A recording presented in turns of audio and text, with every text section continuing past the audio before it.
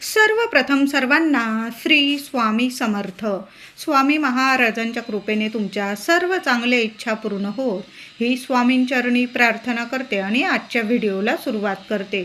उद्या 31 जानेवारी 2026 शनिवार दिवशी विश्वकर्मा जयंती आलेली आहे. देवांचे सृष्टीचे रचनाकार म्हणजे विश्वकर्मा भगवान यांचा जन्मदिवस आलेला आहे. प्रत्येकाला वाटतं की आपली छोटी का होईना आपलं स्वतःचं घर व्हावं, आपली वास्तू व्हावी. काही वेळा खूप अडीअडचणी येतात, काही वेळा ग्रह दोषांमुळे सुद्धा अडीअडचणी येतात. मग पैसा असला तरी आपलं स्वतःचं घर होत नाही. आता काहींना आर्थिक अडचणी असतात, ज्यांचं घर होत नाही, कर्ज होत आहे डोक्यावर. कर्ज फेडण्याची खूप म्हणजे तुमची इच्छा आहे, पण काही ना काही आर्थिक अडचणी तुमच्या समोर निर्माण होतात. तर अशा वेळी तुमचं स्वतःचं घरसुद्धा होईल, तुमच्या डोक्यावर कर्जसुद्धा जास्त राहणार नाही. आर्थिक अडचणीत असल्या तरी पण तुमचं स्वतःचं घर लवकरात लवकर होण्यासाठी उद्या विश्वकर्मा जयंतीला काही उपाय आणि काही सेवा आवर्जून करायच्या आहे. तर विश्वकर्मा भगवान म्हणजे या सर्व सृष्टीचे रचनाकार हे एकमेव देव आहे, ज्यांची सेवा केल्याने आपली लवकरात लवकर वास्तू होत असते. तर या दिवशी सर्वांनी लवकर उठायचं आहे आणि तुमच्याकडे जर पिवळ्या रंगाचे कपडे असतील ना, तर आवर्जून विश्वकर्मा जयंतीला आवर्जून पिवळ्या रंगाचे कपडे घालायचे आहे. तुमची वास्तू म्हणजे बऱ्याच जणांचं जुनं घर असतं, ते विकून तुम्हाला नवीन घर घ्यायचं आहे.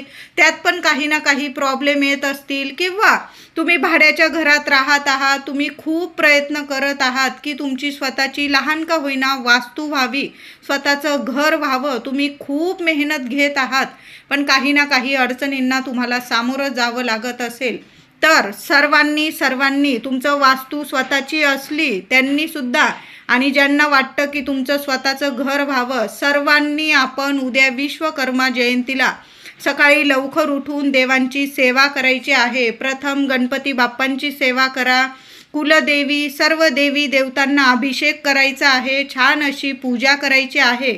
आणि आता सर्वांकडेच विश्वकर्मा भगवानांचा फोटो किंवा मूर्ती नसेल, मग तुम्ही एक सुपारी जरी मांडली उद्या, तरी त्या सुपारीची तुम्ही पूजा करू शकता. काय करायचं आहे, लहानशी देवघरात छान पूजा करायची आहे. पिवळ्या रंगाचं वस्त्र असेल देवांचं, तर उद्या देवघरात चांगलं पिवळ्या रंगाचं वस्त्र अंथरायचं आहे. नसेल लाल रंगाचा अंथरा, स्वच्छ वस्त्र अंथरून घ्यायचं आहे. आणि देवघरात देवांची स्थापना झाल्यानंतर देवघरासमोर देव्हाऱ्यातच 1-2 विड्याची पानं ठेवायची आहे. त्यावर थोडीशी तांदळाची रास करायची आहे आणि त्यावर तुम्हाला एक सुपारी मांडायची आहे. कळालं असेल माझ्या दादांना आणि महिलांना, एक सुपारी मांडून सुद्धा तुम्ही भगवान विश्वकर्मा यांची पूजा सेवा करू शकता. ज्यांच्याकडं फोटो आहे, मूर्ती आहे, त्यांनी फोटो पुसून घ्यायचा आहे. छान असा पिवळ्या रंगाचा म्हणजे झेंडूच्या फुलांचा, पिवळी फुलं, पिवळी मिठाई, पिवळी वस्त्र भगवान विश्वकर्मा यांना खूप प्रिय आहे. म्हणून या दिवशी पिवळ्या रंगाचे कपडे परिधान करा, पिवळ्या रंगाची फुलं देवांना अर्पण करायची आहे. पिवळी मिठाई तुम्ही बुंदी अर्पण करा नैवेद्यात, गुळाचा खडा जरी अर्पण केला, नैवेद्य दाखवला चालेल. तर पिवळ्या रंगाला खूप महत्त्व आहे. तर देवघरात एक सुपारी मांडून घ्यायची आहे. गाईच्या तुपाचा दिवा लावायचा आहे, तेलाचा पण लावा, पण एक छोटा का होईना निरांजन गाईच्या तुपाचा लावायचा आहे. तुम्ही स्वतःसुद्धा पिवळे कपडे परिधान करून घ्यायचं आहे. देवघरासमोर आसन घेऊन बसायचं आहे. डाव्या हाताने उजव्या हातात पाणी घेऊन 3 वेळा ते पाणी तुम्हाला प्राशन करायचं आहे. मार्गशीर्ष महिन्याची आपण पूजा सेवा सुरू करतो. सर्व महिलांना माहीत आहे, ओम केशवाय नमः, ओम नारायणाय नमः, ओम माधवाय नमः म्हणून 3 वेळा पाणी पिऊन घ्यायचे आहे, प्राशन करायचे आहे. आणि चौथ्यांदा ओम गोविंदाय नमः, ओम गोविंदाय नमः म्हणून पाणी हाताने ताम्हणात सोडून घ्यायचं आहे आणि मग पूजेला सुरुवात करायची आहे. आधी देवांना अभिषेक वगैरे घालून घ्या, फोटोला हार वगैरे घालून घ्यायचे आणि मग शांततेत आपण पूजेला सुरुवात करायची आहे. आचमन करून झाल्यानंतर 21 वेळा ओम गणपते नमः, ओम गणपते नमः. प्रथम गणपती बाप्पांची पूजा करा. हळदी कुंकू फुलं दुर्वा अक्षता वाहून घ्यायचं, गणपती बाप्पांचा मंत्र जपायचा. नंतर बाळकृष्णाची मूर्ती आहेच आणि असायलाच हवी प्रत्येकाच्या देवघरात. ओम नमो भगवते वासुदेवाय नमः 21 वेळा मंत्र जपायचा आहे. देवांची पूजा करून घ्यायची आहे. कुलदैवत आधी प्रथम कुलदेवाला तुम्हाला तुमचं कुलदैवत जी देवी आई आहे तिला फुलं वगैरे हळदी कुंकू फुलं अक्षता वाहून घ्यायचं आहे. आणि मग विश्वकर्मांची जी सुपारी मांडलेली आहे तुम्ही त्याची विधिवत पूजा करायची आहे. तुमची इच्छा बोलून घ्यायची आहे. ती सुपारी तुम्हाला मांडताना तुमची इच्छा बोलून घ्यायची आहे. तुमच्या वास्तूविषयी स्वतःचं घर होण्याविषयी तुमची काय इच्छा आहे भगवान विश्वकर्मा यांना तुम्हाला इच्छा सांगायची आहे. आणि हळदी कुंकू पिवळी फुलं झेंडूची फुलं जरूर आणा आणि पिवळी फुलं अर्पण करायची आहे. गंध अक्षता सर्व विधिवत पूजन करायचं आहे. आणि नैवेद्य पिवळ्या रंगाची मिठाई किंवा बुंदी किंवा नाहीच काही गूळ खोबऱ्याचा नैवेद्य दाखवला तरीही चालेल. गूळ खोबऱ्याचा नैवेद्य दाखवा. ती सुपारी दिवस रात्र हलवू नका. उद्या विश्वकर्मा जयंती आहे. ती सुपारीची नीट पूजा करायची. आरती करायची आहे. गणपती बाप्पांची करा, देवी आईची करा. तर तुम्हाला विश्वकर्मा चालीसा 3 वेळा पठण करायचं आहे. उद्या बघा 3 वेळा विश्वकर्मा चालीसाचं पठण जरूर करा. नाही जमलं यूट्यूबवर तुम्ही ऐकलात तरीही चालेल. जी व्यक्ती विश्वकर्मा जयंतीला विश्वकर्मा चालीसा पठण करते किंवा श्रवण करते ऐकते त्यांचे लवकरात लवकर स्वतःचे घर स्वतःची वास्तू नक्कीच होते. कितीही अडचणीतून तुम्हाला मार्ग मिळून तुमचे स्वतःचे घर नक्कीच होईल. म्हणून महिलांनो दादांनो उद्या दिवसभरात सकाळी संध्याकाळी विश्वकर्मा चालीसा नक्की ऐका. 3 वेळा पठण करा किंवा 3 वेळा ऐका. नाही जमलं 1 वेळा तर ऐकू शकतो. अथर्व शीर्ष ऐका तुम्ही. त्याचबरोबर विश्वकर्मा चालीसा सुद्धा ऐकायचा आहे. उद्या शनिवार आहे. सकाळी किंवा संध्याकाळी साक्षात विश्वकर्मा देव म्हणजे श्री हरी नारायणांचाच एक अवतार आहे. सर्वांनी उद्या पिंपळाखाली जायचं आहे. थोडंसं दूध पाणी घेऊन जा. नाही जमलं 1 दिवा घेऊन जा. 1 गुळाचा खडा घेऊन जा. तिथं गेल्यानंतर उद्या स्पर्श करा. पिंपळाला स्पर्श करताना तुमच्या मनातील इच्छा तुम्हाला बोलायची आहे. लक्ष्मी नारायणांना तुमची इच्छा सांगायची आहे. तुमच्या स्वतःच्या घराविषयी तुमच्या अडचणीतून मार्ग मिळण्यासाठी तुम्हाला पिंपळाला स्पर्श करून तुमच्या इच्छा बोलायच्या आहे. 21 वेळा 11 वेळा प्रदक्षिणा घाला. ओम नमो भगवते वासुदेवाय नमः. ओम नमो भगवते वासुदेवाय नमः मंत्र जपा आणि तुमची इच्छा बोलून तिथं तेलाचा लावा तुपाचा लावा. 1 दिवा पिंपळाखाली उद्या जरूर लावा. एखाद्या कागदावर किंवा एखादं पान पडलेलं असेल पिंपळाचं पुसून घ्या. त्यावर 1 गुळाचा खडा ठेवायचा आहे. विश्वकर्मा जयंती पिंपळाखाली 1 गुळाचा खडा ठेवून द्यायचा आहे.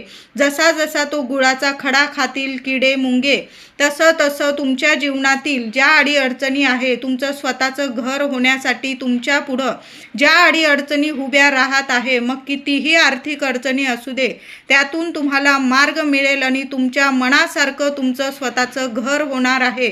6 महिन्यात नाही तर 1 वर्षात तुम्ही तुमच्या नवीन वास्तूत नक्की राहिला जाणार आहात. असा सकारात्मक भाव तिथं पिंपळाखाली उभं राहून तुम्हाला म्हणजे मनापासून तुम्हाला हृदयापासून प्रार्थना करायची आहे लक्ष्मी नारायणांना. बघा जिथं सकारात्मक भाव असतो ना तिथं सर्व काही सकारात्मक होतं. पॉझिटिव्ह राहा. सर्व काही चांगलंच होणार आहे. पिंपळाची ही सेवा उद्या सकाळी किंवा संध्याकाळी अगदी रात्र करू नका. संध्याकाळी जरी केली तुम्ही दिवस मावळण्याआधी तरीही चालेल पण पिंपळाची ही सेवा आवर्जून करा. लवकरात लवकर तुमचं घर नक्की होणार आहे किंवा तुमचं घर झालेलं आहे. खूप आर्थिक अडचणी आहे कर्ज झालेलं आहे त्यातून सुद्धा तुम्हाला मार्ग मिळेल. लक्ष्मी नारायण तुमची नक्कीच सेवा कबूल करून घेतील. विश्वकर्मा महाराज आहे भगवान आहे. आपली स्वतःची वास्तू नेहमीच आपल्याला आनंददायी करून देतात. म्हणून ही सेवा उद्या विश्वकर्मा जयंतीला नक्की करा सर्वांनी. उद्या तुम्हाला विश्वकर्मा जयंतीला तुमच्या देवघरात जर विश्वकर्मा भगवानांची मूर्ती स्थापित करायची असेल विधिवत पंचोपचार पूजा करा. तुम्ही स्वतः जरी अभिषेक करून मूर्तीची स्थापना केली चालेल. फोटोची स्थापना करायची असेल, फोटो आणू शकता तुम्ही, देवघरात स्थापित करा. यंत्र आणायचं असेल विश्वकर्मा भगवानांचं तर तुम्ही यंत्रसुद्धा देवघरात स्थापित करू शकता.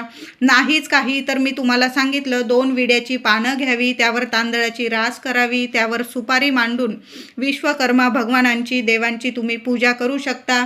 ती सुपारी नीट देवघरात सांभाळून ठेवायची आहे. जेव्हा तुम्ही तुमच्या स्वतःच्या वास्तूत घरात राहिला जाल तेव्हा तुम्ही देवघरात तुमच्या नवीन घरात ती सुपारी प्रथम पूजा करावी, गणपती बाप्पांची पूजा करावी, भगवान विश्वकर्मांची पूजा करावी. ती सुपारी नीट सांभाळून ठेवायची आहे. देवांना बोलून घ्या, माझं लवकरात लवकर घर होऊ दे, ही सुपारी मी माझ्या नवीन वास्तू तुम्हाला पूजेत ठेवील असं बोलून घ्या. किंवा तुम्ही मूर्ती फोटोसुद्धा स्थापित करू शकता.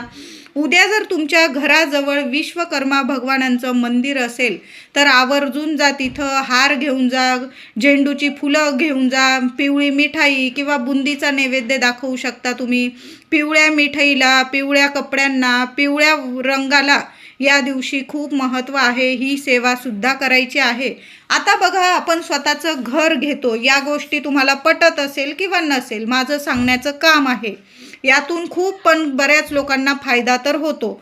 तर आपण जेव्हा स्वतःचं घर घ्यायला जातो किंवा घराची बोलणी करायला जातो, घराचे पैसे द्यायला जातो, तर चुकून सुद्धा राहू काळात पैसे देऊ नये किंवा घराची बोलणी करू नये. तुम्ही जर या गोष्टी मानतात तर माना, माझं सांगण्याचं काम आहे फक्त. तर दादांनो, महिलांनो, तुम्ही जर स्वतःचं घर बघायला जात आहात किंवा बोलणी करायला जात आहात किंवा रक्कम द्यायला म्हणजे पैसे द्यायला जात आहात तर छोटंसं का होईना तुम्ही राहू काळाचं म्हणजे आपलं पंचांग वगैरे घेऊन घ्यायचं. जेव्हा घराचं आपण काम करत आहोत तर लहान जरी पंचांग घेतलं, मोठं घ्या, छोटं घ्या, त्यात राहू काळ, रोजचा राहू काळ दिलेला असतो, तो राहू काळ बघून घ्यायचा. 1-2 तासाचा राहू काळ असतो, तो जाऊ द्यावा. रोजचा रविवार ते सोमवार असा रविवार ते शनिवार असा राहू काळ दिलेला असतो, तो बघून घ्यायचा आणि तो जाऊ द्यायचा, टळून जाऊ द्यायचा. आणि मग तुम्ही सर्वच दिवस शुभच असतो, फक्त राहू काळात पैसे दिले किंवा बोलणी केली तर अशुभ ठरतात असं म्हटलं जातं. तर तुम्ही या गोष्टी मानत असाल, स्वतःचं घर घेतो आपण एवढ्या मेहनतीने, 1-1 रुपये साचवतो आपण, आणि त्या जर गोष्टी शुभ व्हाव्या, आपल्याला वाटतंच आपलं सर्व कसं चांगलं व्हावं, तर या गोष्टी पाळल्या तर काही हरकत नाही. तर तुम्ही या गोष्टी पाळतात तर राहू काळ सोडून देत जा, टळून जाऊ देत जा, आणि मग तुम्ही पैसे देण्याची गोष्टी करत जा किंवा बोलणी करायची असेल, घर पाहायला जात असाल तर या गोष्टी, आणि त्यात तुम्ही पिवळे कपडे घालून गेला तर अतिशय शुभ ठरणार आहे.